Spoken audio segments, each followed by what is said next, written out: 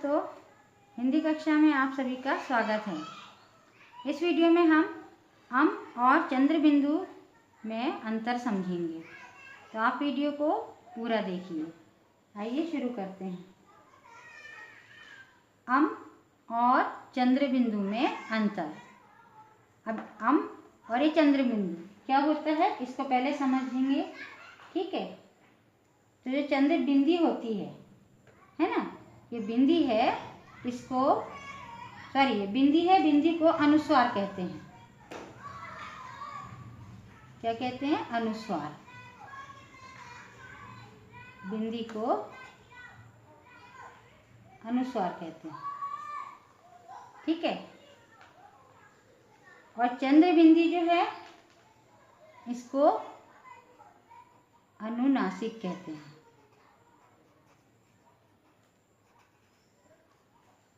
ये अनुनासिक कहते हैं इसको, चंद्र बिंदी को, और बिंदी को अनुस्वार कहते हैं।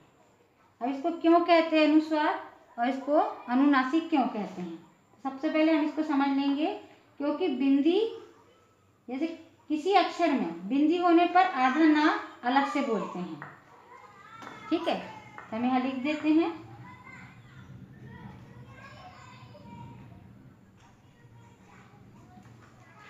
बिंदी होने पर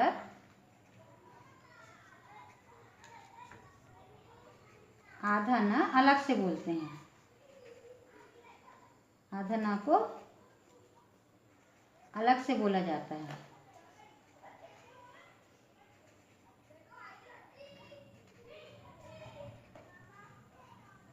ठीक है। किसी अक्षर में, जैसे कोई भी अक्षर है, जैसे क्या है, जैसे है रंग, है ना, रंग हुआ, या निंदा हुई, निंदा, है ना। तो ये ना अलग से बोलेंगे, रंग ना निकल रहा है, रंग, निंदा, है ना। तो ये आधा ना जो है, इसको अलग से बोला जाता है, ये आधा ना, ठीक है। इसको अनुस्वार कहते हैं। और जो चंद्र बिंदु को हम अनुनासिक कहते हैं, तो चंद्र बिंदी में आधे ना को अक्षर के साथ बोलते हैं, इसको अलग से बोलते हैं, और इसको आधे ना को, इसमें आधे ना को अक्षर के साथ बोलते हैं।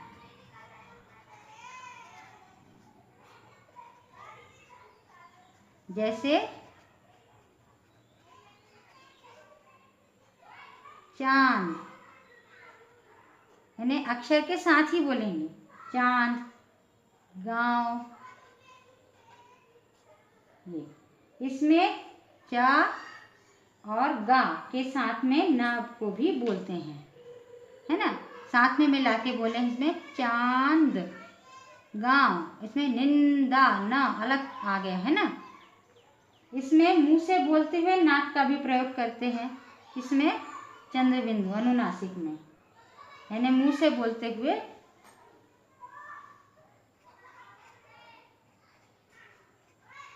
मुंह से बोलते हुए नाक का भी प्रयोग होता है, प्रयोग होता है इसमें, किसमें? चंद्र बिंदु में, ठीक है। हाँ, अब आप चंद्र बिंदु कहाँ लगाते हैं, कहाँ लगाना चाहिए, ये हम आपको भी समझा देते हैं, और बिंदी कहाँ लगेगी वो समझा देते हैं, ठीक है। शिरोरेखा के ऊपर वाले स्वर, है ना, शिरोरेखा के ऊपर वाले स्वर में बिंदी लगाते हैं। शिरोरेखा क्या होती है? ये शिरोरेखा, शिरोरेखा क्या होती है? ये लाइन होती है, लाइन। इसके ऊपर वाले जो स्वर होते हैं, है ना, शिरोरेखा के ऊपर वाले जो स्वर यानी मात्रा होती हैं, उसमें बिंदी लगाते हैं। शिरोरेखा के ऊपर वाले स्वर में बिंदी लगाते हैं।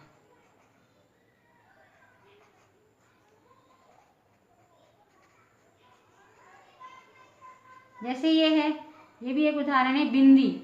इसमें देखो बा में छोटी की मात्रा है और उसके साथ में बिंदी है, यानी शिरोरेखा के ऊपर जो जो मात्रा आती है। अब शिरोरेखा के ऊपर कौन सी मात्राएं आती है, देखो छोटी की मात्रा आती है, ये शिरोरेखा है ना, लाइन है। बड़ी की मात्रा है ना, ए की मात्रा, आई की मात्रा, ओ की मात्रा और ये औ की मात्रा। ये शिरोरेखा है, ये जो है ये शिरोरेखा है। शिरोरेखा के ऊपर में बिंदी लगती है, ठीक है। इसको अनुस्वार कहेंगे बिंदी को। उदाहरण बताते हैं।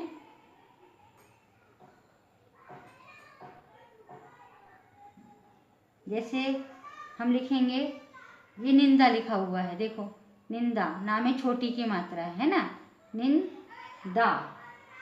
ये शिरोरेखा के ऊपर वाले मात्रा की बिंदी है। जैसे लिखेंगे मैं, ये बिंदी लगेगी, ठीक है।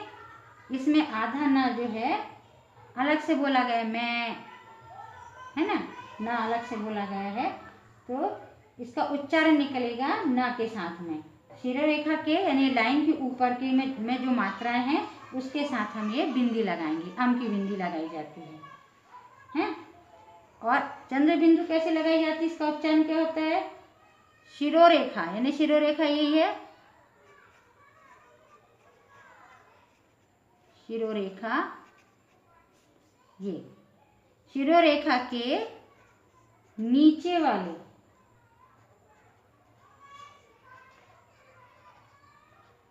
वाले स्वर या मात्रा पर चंद्र बिंदी लगाते हैं। जैसे कौन सी, अ, आ, उ, ऋषि। अब ये जो लाइन है ये शिरोरेखा है, इसके नीचे लगती है। जैसे अ तो खाली है, आ की मात्रा लाइन के नीचे है, छोटे की मात्रा लाइन के नीचे है, शिरोरेखा के नीचे, बड़े की मात्रा शिरोरेखा के नीचे है, ऋषि की मात्रा भी ऐसी रहती है, नीचे लाइन के नीचे रहती है, ठीक है। तो इसको ऐसे जो अक्षर रहते हैं तो उसके ऊपर में चंद्र बिंदी लगाते हैं, ठीक है। जैसे मुंह, ये शिरोरेखा है, उसके जो अक्षर है अक्षर के नीचे जो मात्रा लगी है यानी शिरोरेखा के नीचे मात्रा, इसके ऊपर चंद्र बिंदी लगाएंगे और ह, मुंह। गांव, गा यानी शिरोरेखा के नीचे आई बिंदी और मात्रा, उसके ऊपर हम चंद्र बिंदी लगाएंगे, ठीक है। और ये शिरोरेखा के ऊपर वाले में लगाते हैं, ठीक है। ये हो गया आपका उच्चारण और मात्रा कहाँ बिंदी और चंद्र बिंदी कहाँ लगाई जाती है, ये आपको जैसे क्लियर हो गया होगा, ठीक है। अब हम उच्चारण सीखेंगे।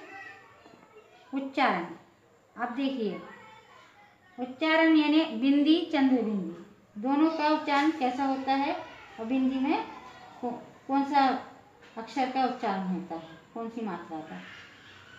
जैसे क वर्ण, च, ट, त और प, ठीक है। अब हम पूरा लिखेंगे क, ख, ग, घ, ये अंगा, ठीक है। ये क वर्ण का है, क वर्ग का ये वर्ग है, इसका पांचवा, ये पांचवा वर्ण, ठीक है। क वर्ग का पांचवा वर्ण।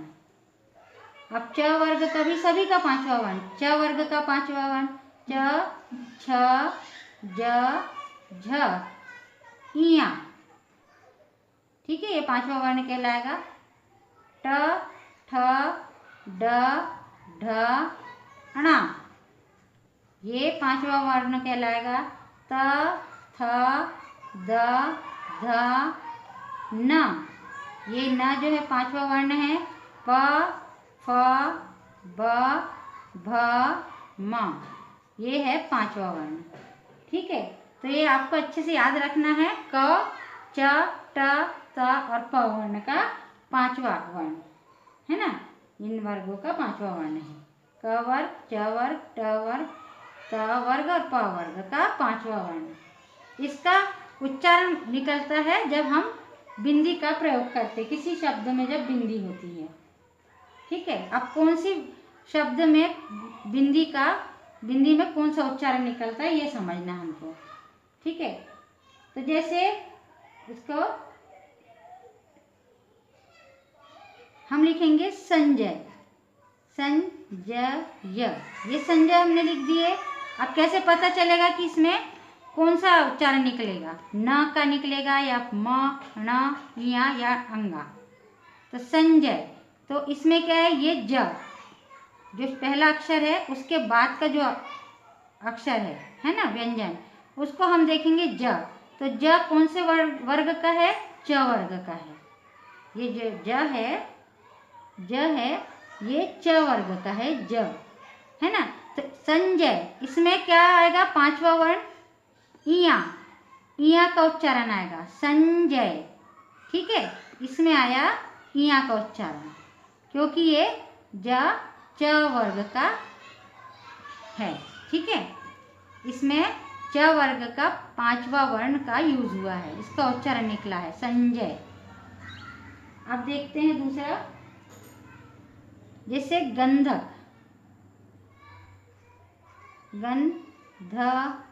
गंधक। अब इसमें कौन सा पांचवा वर्ण का उच्चारण निकला है ये देखेंगे। तो एक ग में तो बिंदी है और ध, तो ध देखेंगे दूसरा अक्षर है। तो ध कौन से वर्ग का है? त वर्ग का है। तो त वर्ग का पांचवा वर्ण यानी न, इसमें न का उच्चारण निकला गंधक। ठीक है, जैसे संजय इया निकला था उच्चारण, वैसे गंधक ये न, ये इसमें इया का निकला है। ठीक है, अब जैसे खंबा, ठीक है। अब इसको देखेंगे, ख में अम की बिंदी है, ब। अब ये जो ब है कौन से वर्ग का है? ये प वर्ग का व्यंजन है, ये ब। तो इसमें जो पांचवा वर्ण है वो है म, तो इसमें म निकल रहा है, म का उच्चारण निकल रहा है खंबा। खंबा नहीं निकल रहा है, खंडा नहीं निकल रहा है ना, खंबा। ठीक है, वैसे ही कंघी, यहाँ लिख दे रहे हैं हम कंघी, जिससे हम बाल बनाते हैं। तो अब देखिए इसमें भी देखिए, क में अम की बिंदी और ये है घ। अब घ कौन से वर्ग का है? ये क वर्ग का है। तो इसमें कौन सा उच्चारण निकल रहा है? क वर्ग का पांचवा वर्ण अंगा है ना, अंगा का उच्चारण निकल रहा है कंघी या कंघा। ठीक है, अब कुछ हम और शब्द बता देते हैं आपको, जिसमें म का ही उच्चारण होता है। ठीक है, आधा म का उच्चारण होता है। इसमें जो हम शब्द बता रहे हैं, इसमें अंगा, इया, न और म का उच्चारण नहीं होगा, इसमें आधा म का होगा। ठीक है, जैसे माँ का रूप है, माँ के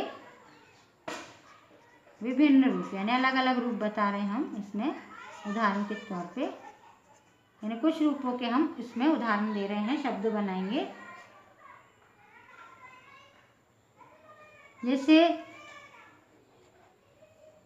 स्वयं। ठीक है, अधिकांश शब्दों में शुरू में अम की बिंदी लगेगी, शुरू के अक्षर में या बीच के अक्षर में रहती है। लेकिन कुछ शब्द ऐसे होते हैं जिसमें सबसे लास्ट में अम की बिंदी का प्रयोग होता है, जैसे स्वयं है ना, सत्यम, एवं। बिंदी लगी हुई है, अम की बिंदी लगी हुई है, लेकिन उसका उच्चारण क्या हो रहा है? आधा म, इसमें आधा म का उच्चारण हो रहा है, आधा म का उच्चारण। ठीक है, जैसे इसमें स्वयं, न अंगा इया नहीं लगा हुआ, इसका उच्चारण नहीं आ रहा है, इसमें सिर्फ म का उच्चारण है, स्वयं, ये आधा म। सत्यम, एवं। ठीक है, कई बार हम ऐसे लिखते हैं, जैसे स्वयं, ऐसा भी लिखेंगे तो गलत नहीं होगा। सत्यम, ऐसा भी लिख सकते हैं, यानी इसमें जिस अक्षर में सबसे लास्ट में, जिस शब्द के सबसे लास्ट में अम की बिंदी यदि लगती है तो उसका उच्चारण आधा म के साथ ही होगा। ठीक है, जैसे एवं, एवं हम ऐसा भी लिखेंगे तो गलत नहीं होगा, इसको एवं ऐसे ही पढ़ा जाता है। यदि म नहीं भी लिखा हुआ है और बिंदी है तो भी उसका उच्चारण हम म के साथ करेंगे। ठीक है, तो एक बार और क्लियर कर देते, पढ़ लेते हैं तो आपको अच्छे समझ में आ जाएगा। अम की बिंदी और चंद्र बिंदु दोनों में क्या अंतर है, पहले हम ये समझेंगे कि अम की बिंदी को क्या कहते हैं, चंद्र बिंदु को क्या कहते हैं। अम की बिंदी को कहते हैं अनुस्वार, चंद्र बिंदु को कहते हैं अनुनासिक। ठीक है, ये अनुस्वार अनुनासिक। अब अनुस्वार क्यों कहते हैं, बिंदी होने पर, ठीक है, किसी अक्षर में बिंदी होने पर आधा ना को अलग से बोलते हैं। जैसे रंग, ये अक्षर है, अक्षर के ऊपर बिंदी है, तो इसमें जो ना, आधा ना निकल रहा है उसको अलग से बोला जा रहा है, रंग, निंदा, है ना। और इसमें आधे ना को अक्षर के साथ बोलते हैं। ठीक, जैसे चांद, गांव, इसी के साथ में बोले हैं। इसमें मुंह से बोलते हुए नाक का भी प्रयोग होता है, किसमें, अनुनासिक में। अब शिरोरेखा के बारे में समझते। शिरोरेखा क्या है, शिरोरेखा है लाइन जिसपे हम अक्षर शब्द लिखते हैं। तो शिरोरेखा के ऊपर वाले स्वर में बिंदी लगाते हैं, है ना। जो भी स्वर यानी होता है मात्राएं, अ से यहाँ तक जो मात्राएं होती है उसको स्वर कहते हैं। ठीक, तो जैसे छोटी की मात्रा, बड़ी की, ए की, आई की, ओ की, औ की। ठीक है, जैसे मैं, और ऐसे भी लिखते हैं, है ना, कौन। तो शिरोरेखा के ऊपर वाले स्वर में, स्वर के साथ में बिंदी लगाती है, स्वर है ये बिंदी है शिरोरेखा के ऊपर, यानी काय में, अम की बिंदी में, अनुस्वार में। और अनुनासिक में क्या है, शिरोरेखा यानी लाइन के नीचे वाले स्वर यानी मात्रा पर चंद्र बिंदु लगाते हैं। तो शिरोरेखा के नीचे अ, आ, छोटा ऊ, बड़ा ऊ, ऋषि, जैसे ये मात्रा है, आ की मात्रा लाइन के नीचे है, ये वाली मात्रा लाइन के ऊपर भी आती है, ऊपर ही दिखाई देती है, नीचे ऊपर भी, ये लाइन के नीचे में दिखाई देती है। जैसे मुंह, ये छोटों की मात्रा लगी, उसमें हम चंद्र बिंदी लगाएंगे, मुंह, गांव। ठीक है, जैसे चांद। ठीक, अब इसके उच्चारण समझेंगे। तो वर्ग कौन कौन से हैं, क, च, ट, त, प। हर वर्ग का 5वां वर्ण। क वर्ग का क्या है, क, ख, ग, घ, ये 4 वर्ण हो गए, और 5वां वर्ण अंगा। च वर्ग का च, छ, ज, झ, 5वां वर्ण क्या है, इया। ट वर्ग का ट, ठ, ड, ढ, और 5वां वर्ण क्या है, ण। त वर्ग का त, थ, द, ध, 5वां वर्ण है न। और प वर्ग का 5वां वर्ण देखो, प, फ, ब, भ, म।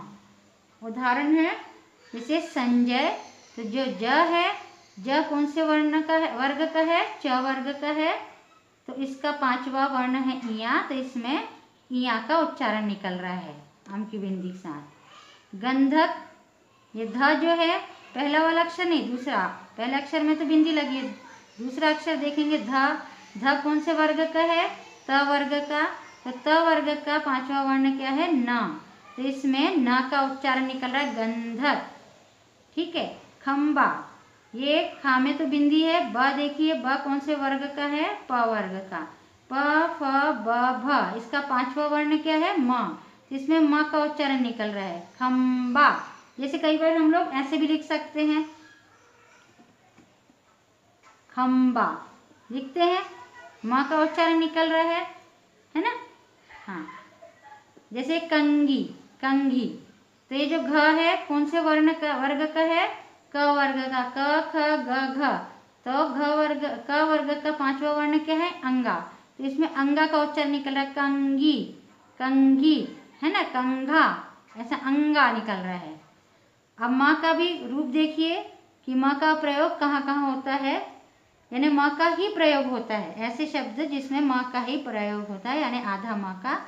तो बहुत सारे शब्द तो अधिकांश रहते हैं कि शुरू में बीच वाले अक्षर के ऊपर अम की बिंदी रहेगी, लेकिन कुछ शब्द ऐसे होते हैं कि जिसमें लास्ट के अक्षर के ऊपर बिंदी लगाई जाती है, लेकिन उसका उच्चारण अंगा, ना, म ये नहीं निकलता है, अणा ये नहीं निकलता है, उसमें सिर्फ म, आधा म ही निकलता है। जैसे स्वयं, ठीक है, सत्यम, एवं, शिवम, शिवम भी लिख सकते हैं हम, शिव म, इसमें म का उच्चारण हो रहा है आधा म का, तो हम शिवम ऐसा भी लिख सकते हैं, शिवम। यह हलंत लगाते हैं, इसका मतलब है आधा है, ठीक है। तो आशा करती हूँ आपको अम और चंद्र बिंदु में अंतर अच्छे से समझ में आ गया होगा। वीडियो कैसी लगी कमेंट करके ज़रूर बताइए। वीडियो यदि आपको ज़रा भी यूज़फुल लगी हो तो वीडियो को लाइक, शेयर और चैनल को सब्सक्राइब करना ना भूलें। मिलते हैं अगले वीडियो पर। अभ्यास करते रहिए। नमस्कार।